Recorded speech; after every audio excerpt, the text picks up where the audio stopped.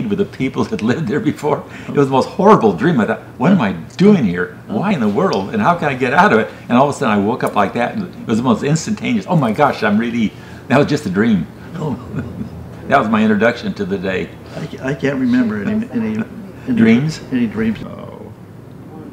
Again, I'm forgetting. It's Michael Conley. He writes in Hartford, which is not too far away. Yeah. And I remember we had an old station wagon. In fact, I have a photograph of it somewhere. And there was a gal, and I don't know. You noticed her. I can't remember. You noticed her. Huh? You noticed her. Yeah. You knew she was different than the other gals. Yeah. For some reason. Yeah, I was, I don't know, 5 or 6 years old. Exactly. Yeah, that thing. Yeah. You remember her name? Oh, I have no idea. No. How can you forget? But I remember the maid we had. Her name was May, Uh-huh. a black woman, Uh-huh. and she taught me the alphabet. She scissored out the A and the B and the C and so forth, and taught me the alphabet. Really? Yeah, on a white kitchen table. Did you get that? Yeah. That's a good story to. Yeah. So when did you move out here? My dad, they'd send him out here just for the winter time, and we would live in an apartment somewhere on Wilshire Boulevard. So we'd be here maybe 4 or 5 months, and then he'd go back the rest of the year in Hartford. And finally we moved out here in 1930, I think it was. Mm-hmm. Yeah. We first rented a house on Reeves Street, just off Pico. Okay. And what was the major street next to Reeves? I mean, you remember which? Well, it was very close to the Fox Studios. Oh, okay. Maybe a mile or two from the Fox Studios. Where you start going the hill like that, yeah. Yeah. Yeah, okay. There was a huge vacant lot, acres and acres, on one side of our house. And the rest of the were all just houses on Reeve Street. Well, how did you go to Carthay Circle? Because that was a few miles away. Or maybe there's no other schools to go to, so you had to travel, or? We did that on one of those occasions where we were just out there in L.A. Mm-hmm. for 4 or 5 months. Uh-huh. Yeah. Yeah. I remember Carthay was very vivid. Hmm. I had a lot of, I can't sing, I can't carry a tune. And I remember the class we were singing, Oh. and all of a sudden the teacher turned to me and she said, "Don't sing. You can't carry a tune." And it scarred me. Maybe I can carry a tune, but she so scarred me that I can't. Mm. To this day, I can't. Mm. I can't do it. So, yeah, a lot of stuff happened then. Mm. Well, anyway, in 1930 we moved to L.A. at a rental house, Mm-hmm. and that's where I got scarlet fever and almost died. You did? Yeah. Your brothers get it also, or? No, but as soon as I got it, my dad pitched a tent in the yard where my other 2 brothers we lived in during my scarlet fever. Hmm. Then we bought a house in San Marino, California. Okay. And that's where we spent the rest of our lives. What your connection to down here in Newport Beach, when did that happen? Did you move down here eventually, or you visited down here? We moved here in 1957. Okay. Yeah. Well, you were how old then? You were? I was like 21. Okay. We moved our company down here. Well, that's when you had a company going. Yes. Then. Yeah. You were running Bear Paint at 21 years old? No. What? No, I was just a guy. I know. But I was the second oldest employee of Bear. Well, there's only 3 employees, weren't there? Well, it was a little more than that when we moved the company down here. Okay. In Santa Ana. But originally there was 3. Is that the story I've heard? You, your brother-in-law, and your father-in-law, or something, or what? Yeah. Yeah. I always enjoy and pass on the story how you told me. I said, how do you run this big company? You always told me. He said, I just simply told people to do the right thing. And I said, then I just walk away. And I left them with just the right thing. That's stuck with me, which is keeping things as simple as they can. But it's right. It's, it zeroed in on what you should do. Well, 57 is when I really became part of this community. Uh-huh. And what did you sense about it that you loved? And it's pretty obvious to all of us who live. Well, prior to moving here, we would come down for a weekend, for a week, and rent a little house on Balboa Island. And then decided to move down here Yeah, permanently. exactly. Okay, so now that you're here, what started endearing yourself to this neighborhood? Oh, well, we loved it. My dad had when I was in college, he bought a PC. That's pretty well known boat back in those days. Mm-hmm.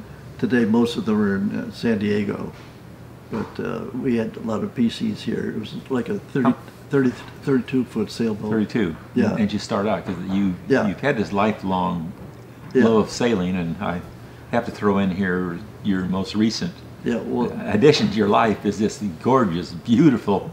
I mean, it's just not a great boat. It's a gorgeous boat. It's so beautiful. Well, my new one.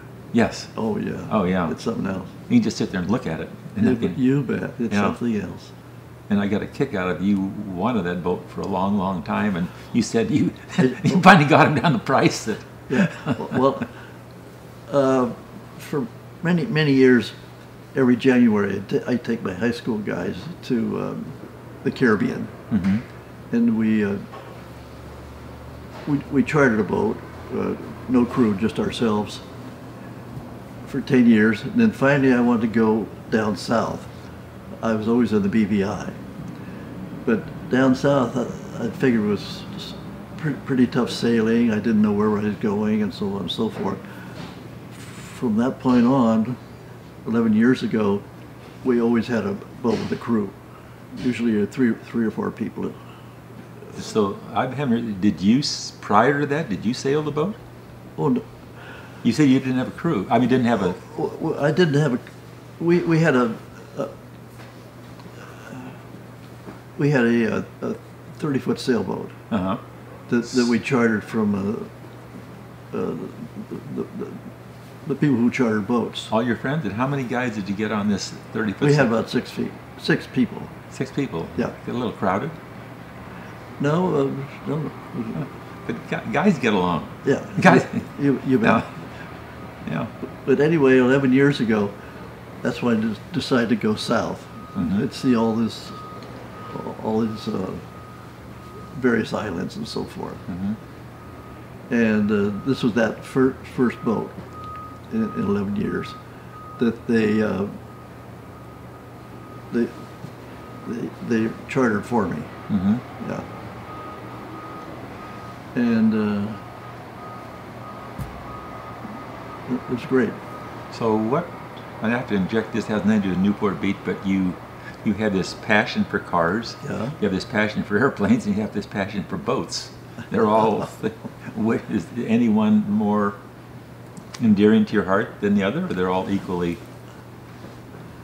Well, we bought our first car. I think it was 1991. We did the Great American Race. It started in New York City and ended in Disneyland. How many days did it take you? I think it was like 14 days. 14 days? Yeah. So it was an old 1936 Ford. Are you telling me that the cars are number one then? Is that why you? No, well, it's been a lot of years. I'm putting words in your mouth. Huh? I'm putting words in your mouth. Yeah, right. I have to add that your airplane collection is second to none too. So Yeah. because on a personal point, as a kid growing up in World War II, you fall in love with certain things, and I had this love affair with a P-38. It was it was the greatest thing going, and then I meet you and you own one of them. So In fact, we're just putting 2 new engines in it right now. you are? Yeah. Are you able to buy new ones or? Well, they're rebuilt. That's what everyone They're Allison engines? There's a place in Tehachapi that rebuilds these engines. Allison engines? Are they Allisons? Yeah. Yeah. Yeah. Which is my Yeah. first daughter. I named her Allison. Everybody think they don't know. I named it after that engine. Oh, you did? It was the first Allison that existed, and there wasn't anything else, but I named her Allison. So that's how the love affair went. Yeah. Well, back to Newport Beach though. So you lived here all this time and just grew to love. If you're going to put into words, what did you grow to love? I mean, it's a lot to love here. It's. Oh gosh, I can't remember. I mean, there's a peacefulness in here. When I didn't live here and I came here, I knew I was in a different place. That was just like no others that Well, we loved it even before we actually moved here. Mm-hmm. Yeah. By coming down for maybe a week when we were on vacation. Mm-hmm. I mean, we loved it. Yeah. On Balboa Island. So, what was your memories of the cannery? At what point did you realize that was part of the whole landscape here? Well, at some point, I bought a 40-foot sailboat, and people I knew from the military would come out and stay with us, and I would park right here with this 40-foot sailboat. Uh-huh. And have lunch. I did that twice. And then that became part of your experience here. Yeah. And I had dinner here just once or twice, but hardly. They didn't do the food like we're doing now, did they? Admit it. I have no idea. Of course not. Well, we have to throw in here. Jack said the military, and you gave me your diary of World War II, and you flew, was it 31 bombing missions? 33. 33 bombing missions into Germany, and Yeah. the side events and everything. It is.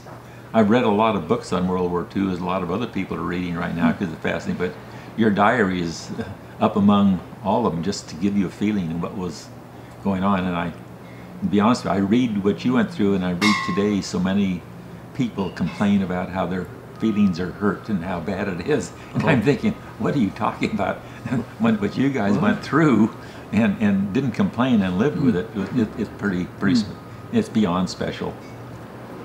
So I have to throw in here, because of the World War II, as you and I know that Louis Zamperini, who was so well known with the book, he was my babysitter, and so consequently he was part of my entire life because we stayed friends. And so when people say to me, you've met, I say, I have met a lot and getting to know a lot of really amazing people. My life has been really rewarded, and I always put Louis up there as the one and only. But I have to tell you right now, honestly, I said, you and Louis, you have joined Louis in my mind as the 2 most amazing people because of what you did and also what you have brought into my life. So I just want to throw that in there. That's that's part of for.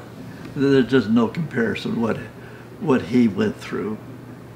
But you guys still, the character of who you are and the whole picture. Anyway, take it. I know you want to be modest. Take it, okay? Someone said to me one time, It was unreal. You have nice children. And I said, no, but you don't. And they said, you know what? Just take the compliment. Okay. Okay, I will. So, okay. So anyway, I didn't want you to know because you both in your own ways have lived amazing lives and touched my life beyond So even if I've known just one of you, would have been blessed. But anyway, let's move on to any other memories that you have of Newport. And Here, real quick. Did you guys want sparkling or still? You guys want some water? yeah, Me buying this building. okay, this is part 2. Okay, this is the good story. Uh, It's a real good story. I ran into Perfect Strangers, and somehow it'll come up about this. I said, "Do you have an evening and a bottle of wine? I have to tell you one of the greatest stories that you will ever hear." Oh. So, okay, tell it. Well, anyway, I read in the newspaper. This is just after my partner and I had sold the company, so we had a lot of money to do whatever. Uh-huh. And I read a little blurb that it was going to be torn down. Little blurb. Yeah. Thank goodness you read it. Yeah. And I met John Kirchie, who knew these guys. These 2 guys, they lived on Lido, I think. Mm-hmm. They'd only paid like $2 million, something like that. Right. But they wanted $6 million, and they wouldn't budge. That was 11 months later. Well, not too much later. Not a bad return on your investment, but go ahead. Anyway, I bought the cannery, and I came home to dinner with Kingsley, and I said, "You know, I think I just bought the cannery."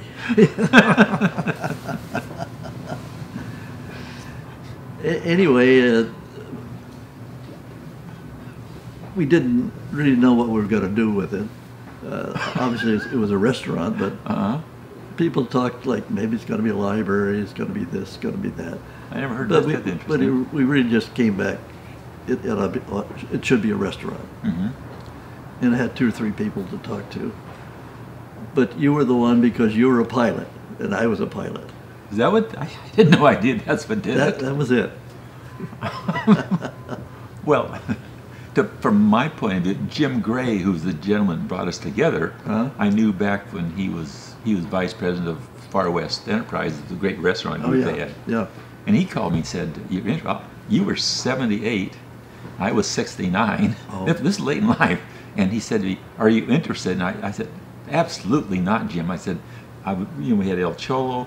It was running well. I had great people. Yeah. I could come and go. I could get involved in the restaurant. My life was really good and orderly. I said, "What in the world would I want to take on something like this, totally different?" Oh yeah. And he said, "Do me 2 favors." He said, "Come over, look at the place, okay, and meet Jack." So you were reluctant. Oh, absolutely. I didn't want to do it. And so I came over and looked at it. They just, like, same thing they just don't make places like this. When they come along, they're only one. And this is amazing, the history. And coming from El Cholo, my deep feelings go to history and continuity and connections with people and that whole thing. And that's what El Cholo is all about. And I thought, this is the same thing. This is the same thing, only it's in this wonderful place of Newport Beach. And then I met you. and then without going into the financial details, you did everything above and beyond to make sure we succeeded. And I will tell one little story which capsulized all. We were in the attorney's office, and the attorney said, "Jack, you need this in the lease." And I don't know if you remember this. I'm sorry, say that again. He said, the attorney said, "Jack, you need this in the lease." And you turned to me right away and you said, "If that's in the lease, is that harder for you to manage the restaurant?" And I said, "Well, of course it is." And you turned to the attorney and said, "And I don't want it in the lease." And that, without the financial details, that little story capitalizes what you've done and have continued to do. And I'll add Jack over the years, every time we've needed things or things like that, Jack steps in and says, "We want to keep this thing going." So that's our story.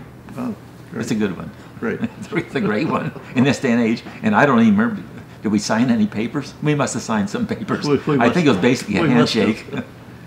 So I think I refinanced our house the other day, a simple thing, and the papers were that thick to do it. So I don't think our papers came close to that. Yeah. Well, we had that document when we renewed the lease after 15 years. Yeah, it was a. I came to Jack. It was a big, thick thing, yeah. Yeah, I've got to tell that story. I said, Jack, representing the investors, of which you were by far the biggest, I said, I have to tell you that instead of 7% interest, or 7% of sales, right now the going market is 6.5%.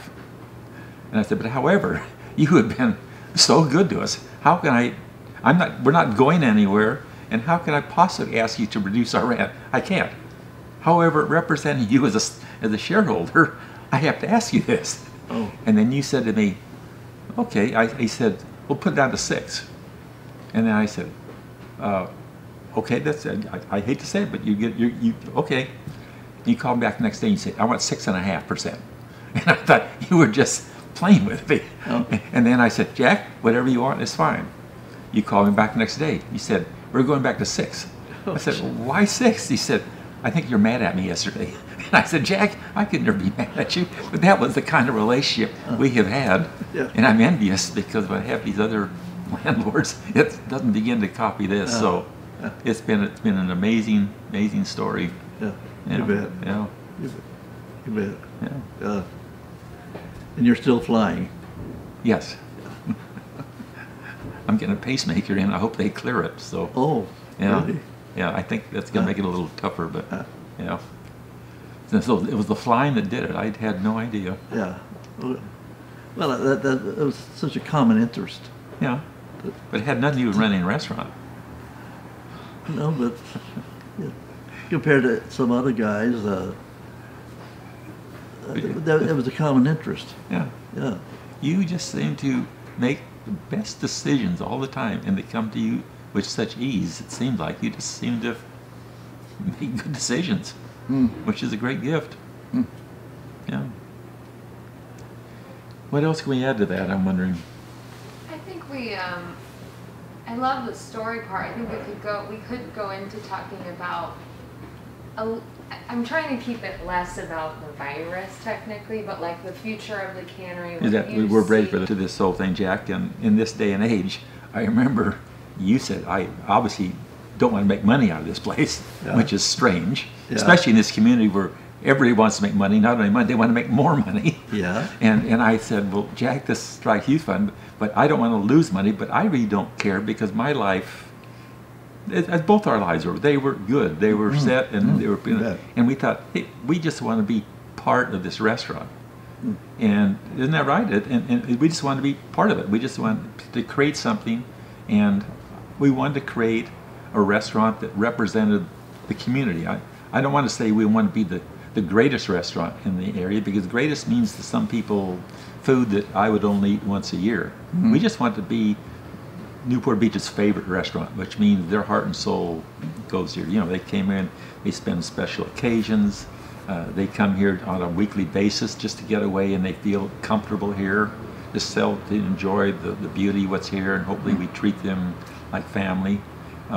That's what this restaurant became. It just became this shining thing that, and you know, if you do your job well, you will be rewarded financially. You'll never know how much, but you know, that was good. But like we were joking one time, and I tell my son who graduated with an MBA, the farthest thing from him is you run a business not to make money, but you just run a business. He still can't grasp it, but he said, you know, I said we didn't care. We just wanted to be part of something in this great community, and we wanted to be an integral part of their social structure and their happiness. And I think we're not done yet. We never will be done, but we'll achieve it. Well, this area, I mean, it's 22-foot dock, Yeah, or whatever. 225 feet. 25. We can see. It's huge. We can put. No one has this at all. No. To be right on the water, it's so many tables. Yeah, and they come here on a summer night and see. And we have to double stack the boats. That's how popular it is to see them. Oh, yeah. People coming in and they're having a good time, and they get off and they come in here. This is awesome. Yeah, yeah. Pretty unusual. Yeah. We have other restaurants I should go to, but I find myself always gravitating to come down here because it's a special feeling. Yeah. Yeah. No, it's what did you miss something or? I guess just about not having a prior relationship. Almost kind of backtracking a little bit about kind of walking in and looking at the. So I would just, for sound clip purposes, just talk about when you first walked in here and met here, and kind of walking around and what you were meeting then, right? That was really your first time. Well, we had all that machinery here. The cans coming down and so forth. I know that you wanted to keep and we didn't. Yeah, right.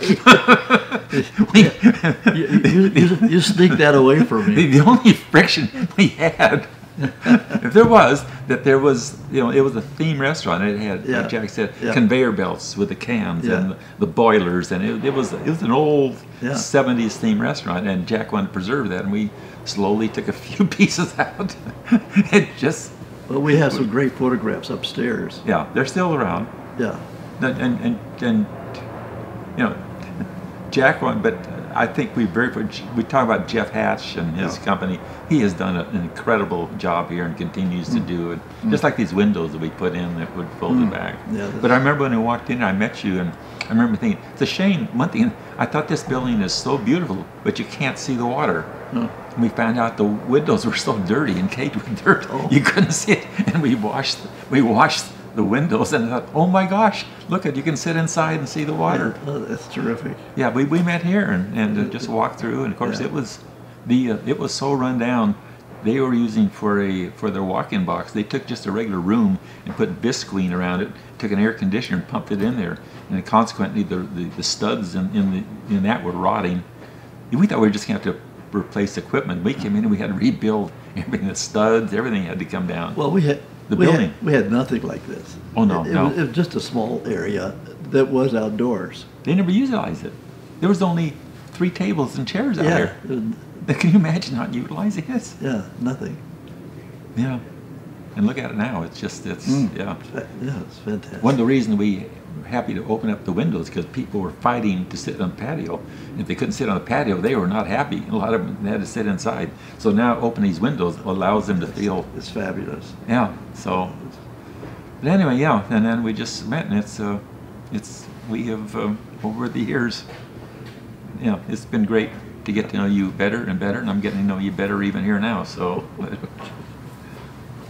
no, there's just a lot of great people in life, and my life has been blessed that I continued, and I'm sure you are surrounded with all kinds of good people who respect you and enjoy you. So,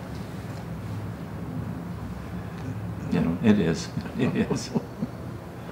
Okay. And then I would just go into like some of the stuff you have going on upstairs, or what you see for the future, kind of coming out of this shutdown. Oh, well, Jack, as you know, we have been through a tumultuous time here, and we've been actually shut down. We've been forced to sit outside. We've been forced to just do takeout, and hopefully we are seeing coming out of it and looking forward to it. And I think a lot of good things will come out of it. We redoing the whole sushi area upstairs, which is, we're very fortunate because most restaurants that have 2 floors, the top floor just doesn't work because everybody enters the bottom floor and everything's going on there, and they don't want to go up to the top, which now maybe doesn't have a lot of people.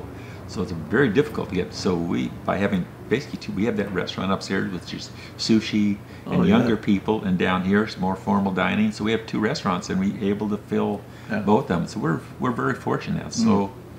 Doing that, we bought a Duffy. We're going to buy more Duffys, so we'll have our own little fleet of Duffys. Are you going to have a fleet? Yeah, so come down here, and there's going to be a lot of.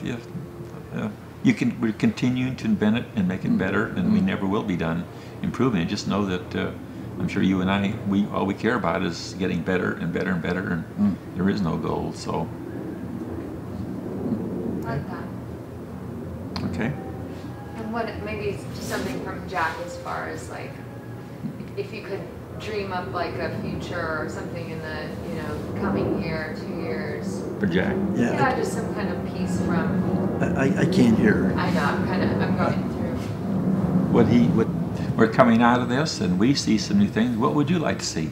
Because you're always wanting to improve and see things better. Well, I think what you've done here finally after all these years. With the windows is fantastic. We did have that little issue about the bar. You kept telling me the bar was going to make no sense. Remember that? I have to rub this in a little bit. Oh, the bar upstairs? No, downstairs. Remember Oh, the downstairs. Remember you told me it was not going to work? Did I? Well, I said we were losing 54 seats and we were only gaining 14. And you Yeah. said, you told me it makes absolutely no sense. Yeah. How can you lose seats? We did have that little friendly discussion about that, yeah. Oh, okay. And we called it a snug bar because that related to Yeah. the snug harbor that was Right. across the way. And, Yeah. and I think we have it shrunk the dining room, made it more lively, introduced another center which of interest to it. So, yeah, but so this is never ending, and so we're only limited by our ability to think and create. So, anything that you'd like to see us do, since we do have a picture of Jack up in the office, and we say. Oh, that's right. I tell him, I said, if you decide to do something, you look at that picture.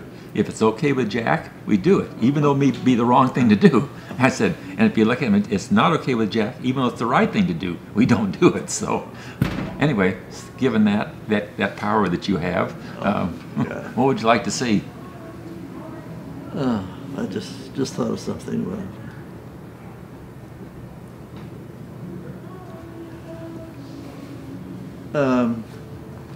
That bar, they cannot make my drink. I know. That's terrible. I know. I thought every time we nailed it. Have you tried it lately? I've worked on. Jack drinks a Negroni, and they don't make it the old-fashioned way, which is the true way. And this is the curse that exists today. Today the bartenders are no longer bartenders; they're mixologists, and so given that high title, they want to create and embellish. And you and I both, I think, feel that there's no drinks like the old drinks. They were great old drinks because of a reason. You know, a great martini, it can never be probably equals when a great one. So, well, you had it on the menu. you have my promise in 2021. We will nail your drink. Okay. Okay. I was going to bring the 3 ingredients myself. And That might not be a bad idea. Yeah. And then we'll show them how to do it. Yeah. That would be good. If Okay. you brought it in and we get them there and you personally show them, Yeah. I think that would be very Yes, I will. okay. I think that they could not deny what they're experiencing in front of them. Well, you guys showed in the menu for a while a different kind of Negroni. Like you're trying to create something different for a while. I have a problem. I hire people and I want to give them an opportunity to show me what they can do. Sometimes that's good, sometimes that's bad. In this case, it's been bad. Sometimes with the food, I let them get too creative because this is really, you and I both said, this is about the best quality served simply. And the same thing with a cocktail. It's the best quality served simply. Yeah. But I will do better in 2021. Okay, good. Okay. Anything else? No, that's. Okay. I Okay. guess that's enough. Anyway, you and I will talk. I know if there's anything to talk about, we will talk Yes. about it. Yeah. Okay. And I think, and yet the other thing we just wanted to add that just a point for if the people are going to be viewing this that I wanted to share with you that we've gone through some tough times and because of it, there's been a lot of people overreacting, anger, and taking their frustrations out. And this restaurant, I tell my son his whole life is based upon basically people. It's just the people that we work with, it's the people that we serve, and then the people they get to know on the outside who become part of his life. And that's the world. So the third part of it, the third part is the people we work with. And it takes a long time in the restaurant business to get a good crew because a lot of people come and go and come and go. And you get a few people who stay and you want them to stay. So we're mature enough now that I feel we have a great crew. I like the people. They care about the restaurant. And so out of respect to them, we can't allow people to mistreat them. And in some cases, there have been some pretty obscene things that some people have said which are just not tolerable. So just as the message to people, because sometimes they think they can take it out on people, that this restaurant, we respect our staff We respect what this means coming here, and in no way would we put up with anything other than people bringing to this place. We want people coming here, as you mentioned, to enjoy this place, to make their life richer, for coming here and being it's in Newport Beach, which is that added thing in this beautiful building. You can come here and you can walk out of, well, to backtrack, my favorite expression, someone said, what is a restaurant about? And a lady used to write for the LA Times, she said, she asked a cab driver in New York, he said, a restaurant is about making people feel good about themselves. It's not about the food you eat or what, when feel good about you, I think that encompasses everything. Yeah. So when you walk in and you walk out, you feel really good about yourself. That's what it is. And so that's our theme, and anything detracts from it, bad attitudes, people who bring things in here which that don't treat the staff proper, that's not talk, because this place is to be harmonious and be true to why we're here. So that's our message right now. Okay, great. I like that. Okay. We're honing it in. Can you give Jack his pay for now, or for what is I think equity, or what do they do? I think this thing, and the more you can put a face on. You know, I have that little place up in Sundance, which is my go-to. I go there once a month. I go there, and what I treasure about Robert Redford started in 1969. He saw this little jewel of a mountain in a community, and he built something very rustic, and he's treasured. And for years he's lost money on it. And Robert Redford would many times go back and make a movie because he needed the money to go back and keep Sundance going. And you know, when you check in any hotel, they always have the hotel stuff in the early channels. And they're interviewing Robert Redford, and he says, this place is about stories. And he says, I came from a storytelling family. And he says, he says, great stories here, and the more stories I can tell, the more people will enjoy it and connect to it. And I think that's what this restaurant, we want this restaurant to be that same way. We want our restaurants, we're doing a thing with El Cholo now, that people turn in, we're going to do with the cannery, to turn in your great stories, and so we can human see the great things that happened. Louis Zamperini, I don't know if I told you, wrote me a letter when he came back from the war. Yeah. It said, the one thing that kept me alive in Japanese prison camp was wanting to come back to El Cholo and eat a #1 combination. But you can't top that story. No. But that's what it is. It's stories, and people. We all want to connect. We all want to get the barriers down. We want to find out the good humanness in each one of us and enjoy it. And that's. Well, have you met Robert Redford? I have this thing where I write people who I really want to spend an evening with having dinner. And Emmylou Harris was one of them. You know, Bobby Doerr, who was Ted Williams, the baseball player's best friend, same thing. David Halberstam, who's a Pulitzer Prize-winning author, same thing. There's a lot of people that I have done that with, accomplished. Robert Redford, I have written to because there's something to buy a big resort and see the beauty in it and everything, and not make money. It's the same thing. He wants to keep going. The way he has approached life, he doesn't like the Hollywood life. Doesn't want to have anything to do with the Hollywood life. He's built a home up there in the mountains. That's his home. Just his approach to life. I've written to him. I finally last month got a note from him saying, I really enjoy your connection and love with this place. Right now, my wife and I are hunkered down. He says, so maybe when this COVID, neat. Yeah, I think it'd be an interesting conversation, because I heard one time that he made a movie, and he wanted the clouds to be just right. So for 3 days, he paid all the extras and everybody extra to sit there until the clouds became right. So that kind of person you have to respect. They're coming from a different than making money. They get life. So, but I hope I get to meet him someday. Who would you like to get to meet that you haven't? Who would you like to have dinner with? Just someone you say, you know what, there's something about their life, and I really would just like to have dinner with them, talk about life. Anybody? Well, there's this, I can't think of his name. He's got a talk show every day.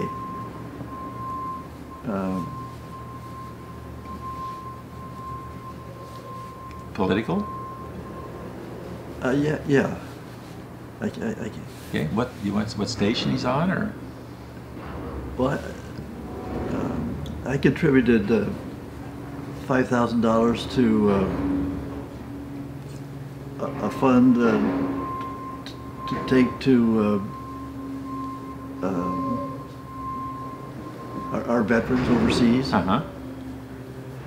And it said that if I did that, I could have lunch with him. Mm-hmm. And? I'm sorry, my mind doesn't work very good anymore. But what happened? Why didn't the lunch come about? You know? I'm sorry? Why didn't the lunch come about? Well, I had lunch there. Oh, you did have lunch? Oh, I did, yeah. Okay. He did the radio show. Uh-huh. There's another two couples and me, that was all. Yeah. And then we had lunch and so forth. Was it enjoyable to you? Oh, yeah, he's a wonderful guy. What the hell's You his can't name? remember. It'll come to you. Well, when it comes to you, I'm really curious now to know who it was. 870. Larry Elder? No. That's one of the stations. Yeah, 870. Larry's on 870. Well, he's got it from 9 to noon. Oh. 5 days a week. Do you ever listen to Larry Elder? No, it's not him. This guy's he's brilliant. Oh, He smokes cigars. kind of philosophy. He's more of a philosopher.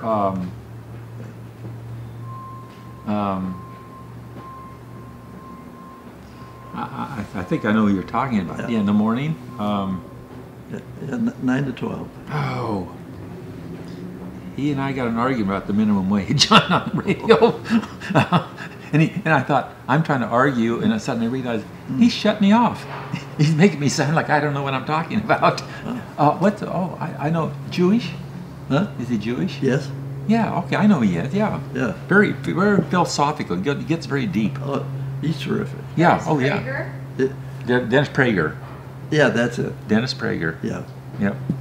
Well, you had lunch with him. Yeah. Okay. Well, you've done that. Now, who else now? You've already had lunch with him.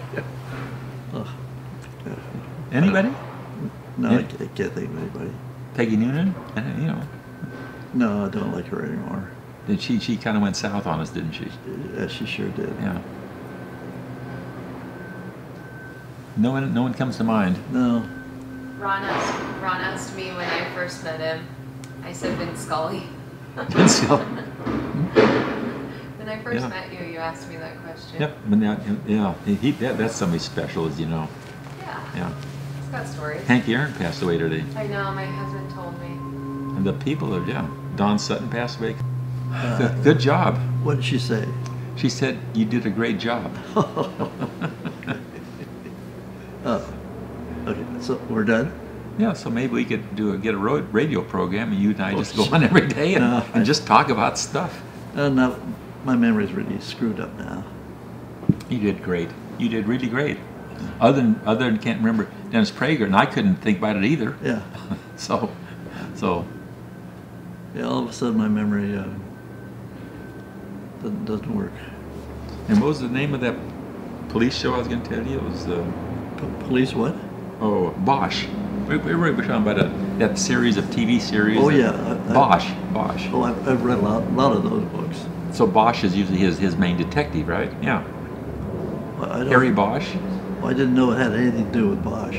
Connolly usually has, a lot of those people write those. They always have a character and it goes on and on and on. And Yeah. yeah, they filmed. They called us the last season of Bosch, and the last scene, they rented El Cholo on Western to make the scene. So Oh, yeah? we're going to be in the last scene. Yeah. Oh, terrific. Yeah. Oh, that pulled through? Yeah. Yeah. And Don said it's a pretty active scenery. I So need to get up there and get a photo for we'll market that. yeah.